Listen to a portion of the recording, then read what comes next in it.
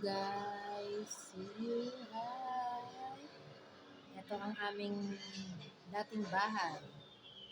Pero dito pa rin naman kami nakatira. Ako lang yung nawala. Ako yung umalis lang kasi may bago na akong life.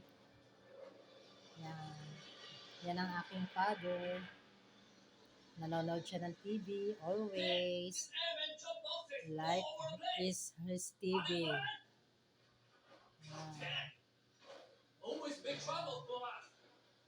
Guys, look at his airport trouble. Yan ang bahay. They're so Yan ang grumpy. bahay They namin. always drop the boxes Ito ang well away aming from us. kusina. Ito ang kusina. So, who wants gum? Nobody? Yan.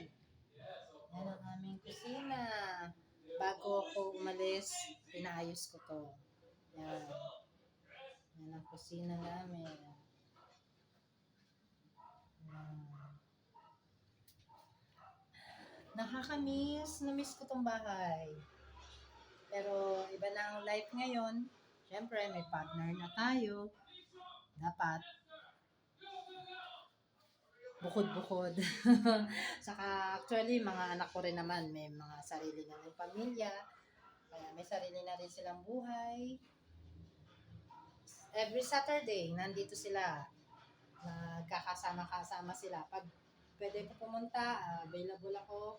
Pwede ko pumunta dito ng Saturday and Sunday para makita sila, para makita ko yung mga apo ko, makasama ko sila. Basta wala kami lakad ng aking partner.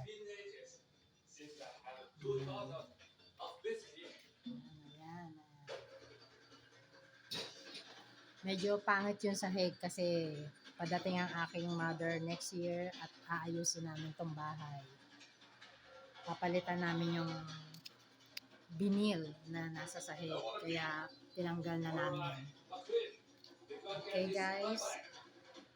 Update ko uli kayo mamaya. Bye. Thank you.